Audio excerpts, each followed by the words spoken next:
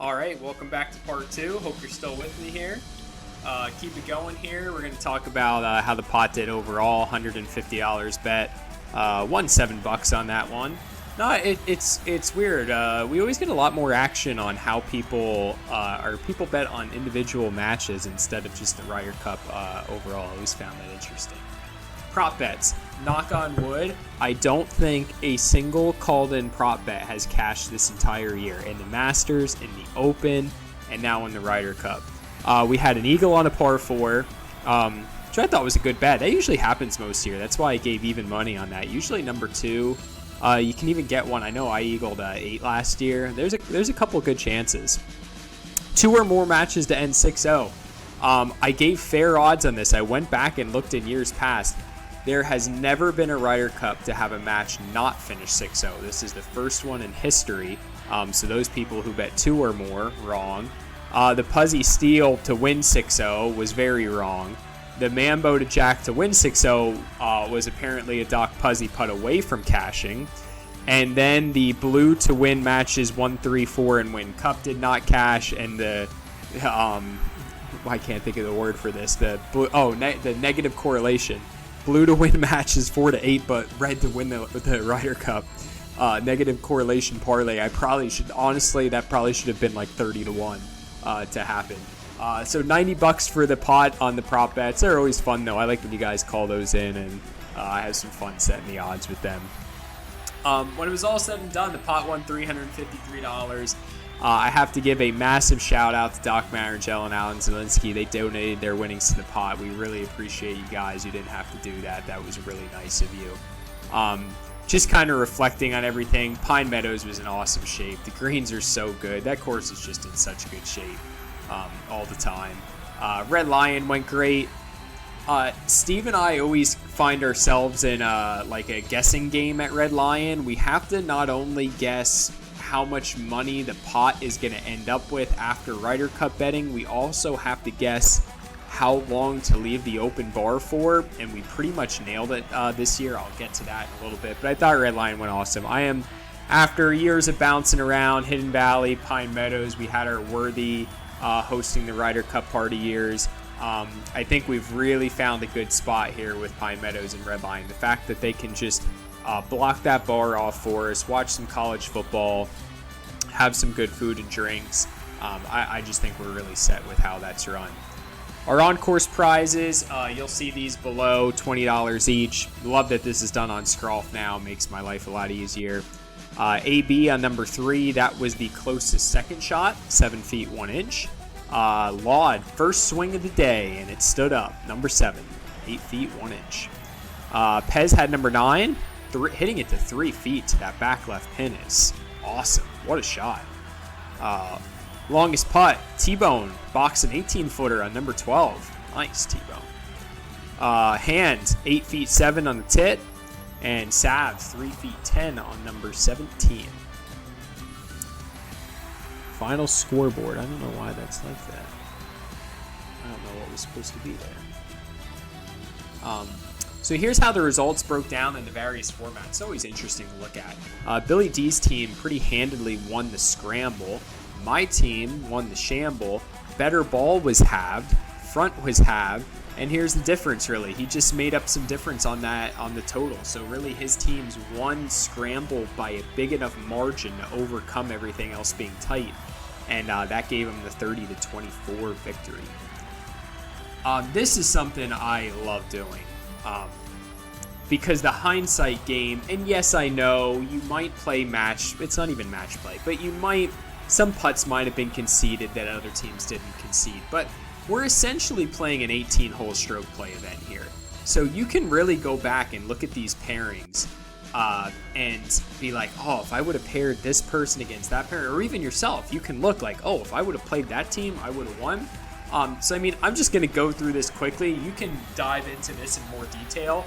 But here's the shamble. We had best score allotted myself at 4 under. This format of all of them kind of went how I expected. Like, you would look down the list and be like, okay, kind of your top teams down. And I got to plug this computer in here for a second, or it's going to die.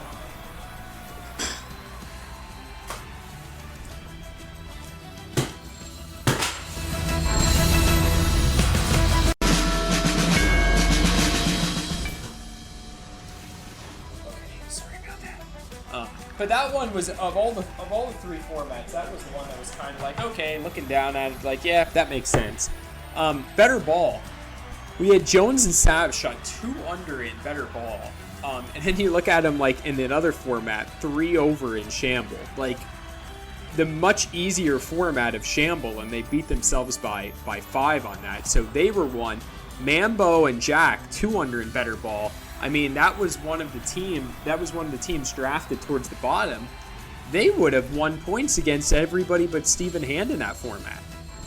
I mean, that's just absolutely crazy. Scramble. Lot and I at 5 under. This is one again. You look, okay, pretty good. Here's where I told you Puzzy and Steele lose 5-1, but they're T7 in the scramble format. I mean, they would have beat, what is that, like 10 other teams, maybe more. They would have beat in that format. Front 9. Jack and Mambo would have won points against everyone in the front 9. Like, could you imagine? Then paired up against Hand and Steve, they would have had that. They would have beat Laud and I in that format. Would have beat Bailey and Pez in that format. Would have beat Billy D and Foster by 2. Their performance, I would say I know they're on the losing team, but they have to be the MVPs of the Ryder Cup with that performance overall. And then there you have the back 9 in total. So yeah, that's something where you can really look at and be like, oh, if I just would have flopped this way, could have completely threw it. And when you look at some of the stuff like, you know, Pez and Bailey, one of my strongest teams, I mean, probably my second strongest team, shooting even in the back 9, and you look at all these other teams that they could have been paired against, it's crazy to see. So look at your team, find your name in there, look at your pairing, and check out who you would have beat, and also shockingly, like who you might have lost to in those different formats. Here's the Ryder Cup history. Nothing to really see there, just updated with our new winning captain, Billy D. We had 2 records tied. So Laud and I shot 5 under in the scramble. We tied myself and Murph, and then Murph and Steve. And we shot 7 under back, which tied Murph and Steve. So those are the new Pine Meadows records. That Shamble one, Pez and Steve from 2018, still holding strong, 5 under. Okay, debts. So Steve got in touch with me. He would like if you would zero them out, especially if you're in the negative. He would like if you would zero them out. If you want to take your positive balance into next year, you certainly can. I don't care at all, even if you have a negative balance. It's not the end of the world. Steve's my accountant. He does all the stuff. He requested to me that he wants them zeroed out. So if you could zero them out, get in touch with Steve. If not, it'll roll over into next year. I mean, he mentioned we have a lot of turnover in the league, which makes sense. We'll have some guys who will just disappear from the league, and it's, you know, he doesn't want to go hunting down for their money. But if you're a regular, I see no problem here with carrying your balance over into next year. So check that out. I have everybody paid a $5 entry fee. That helped pay for Scrolf and all the CTPs. CTPs were $20 each, and then there I have your betting results on there as well. If you have any questions, you think anything's wrong, just shoot me a text. I feel like Belts is always one that will send me any errors that I have, and I think he sometimes like said, oh, I feel bad messaging you. I love it. I love if I get, that means you're reading the email. I put hours of work into these emails and doing this stuff. If you're sending me an error in it, that makes me happy. I know you've read it close enough that you've picked up an error I've made. So I never feel bad about messaging me about something that I made in the email. These are lots of numbers, lots of stats and hours put into these. I'm going to make mistakes, and I appreciate it when you guys let me know. We're finishing, the pot's finishing with $23 heading into next year. Like I said, it's not a bad thing. Steve and I try to get it as close to zero as possible. We don't want to like hold all this money and make money. It's all about getting money for the party. And if it's a bad year for the pot, that just means, yeah, you might have to pay for your own food at Redline, and you'll definitely have to pay for your own beer. If it's a mediocre year, we'll be able to pay for the food, and you have to pay for the beer. And if it's a great year, like maybe you'll get a little bit of an open bar like we got this year. I don't know, is it an hour or two of an open bar before Steve and I close it down? So that's what all this betting's for. You know, it's all in good fun. Yeah, you even have a chance to win money, but if you lose it, it's just going to you to pay for the party, pay for the. I just bought all the trophy plaques. They're on here. They cost me some money. I had to spend $64 to update all the trophy plaques. So never feel bad about that. And that's our goal. Get it close to zero. So up 23. You can see there we spent $882 at Redline. And I have no idea what the breakdown of food to booze was, but Steve and I just did a great job of cutting it off at the correct time there, instead of having a major balance or negative going into next year. So one more thing I wanted to discuss, which I have discussed with lots of you and I'm very excited for, is the majors next year. Instead of putting it at these ball buster courses, you know, we've now played Sugarloaf, Iron Valley multiple times. Galen Hall comes to mind, is always a tough track. I know a lot of people, Belts doesn't really like Galen Hall. Fox Chase. Played a lot of the same courses, and there's no reason why we can't play a major at some of our bottom tier courses. So for next year, it's going to be 2 parts, and I forget which one. I think Steve said he wanted the Masters to be the one that people picked. But regardless, I'm going to send out a Google form probably in December to give us something in the winter to look forward to. And I am going to put every single course except Iron Valley and Sugarloaf. I'm not going to include those 2 because we played it last year. And you are going to get 1 vote. That 1 vote is where you want to play the Masters at. And I am just going to compile them, and whatever course ends up with the most votes, we're going to play the Masters at. Does that mean we might be playing the Masters at BMV? Or Rich Maiden, or White Birch? Like, wherever you guys vote, that's where it's going to be. If it's a tie, I will decide where we will host on the tie. And I'll have a YouTube video. I'm gonna like make it all dramatic and everything of where that's going to be. Now for the Open, this is going to be a true, and I think that's why Steve said Masters is the one, you know, the league picks, but the Open, this could be anywhere. I am going to take a random wheel generator, a name generator. I am going to put the remaining courses on it, except for Iron Valley, Sugarloaf, and whatever course you guys pick to be the Masters. And I'm going to spin the wheel, and no, I'm not going to make it where you spin the wheel, oh, here it is, and it lands on Hidden Valley. That's where we're hosting the Open at. No, we're going to spin it. If it's Hidden Valley, you're out. Spin again, BMV, you're out.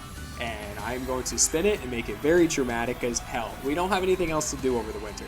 So we'll get those 2 videos, and I'm going to keep spinning that wheel until it comes down to 1 course.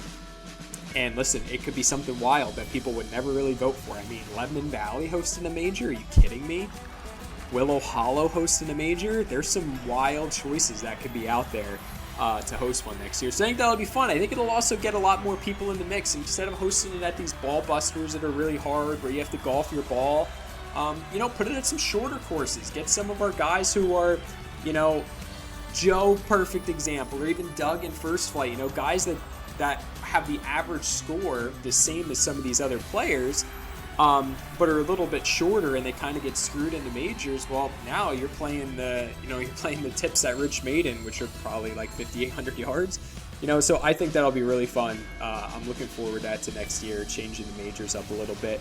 So at this point, you are probably not going to hear from me until I send you an email with the Google form of where you want the Open to be at. At that point, I'll roll 2 videos over there in the winter, and then maybe at that point we'll be checking weather forecasts and hoping we can play, you know, some course in February when it's like 40 degrees. So, as always, guys, I had a hell of a year. You make the league great. Just a fun group of guys. Hope to see you all again next year. I hope you made it through these 2 15-minute videos. If you did, God bless you. Thanks for listening. And if I don't see you, have a great winter, and see you guys next spring. So long.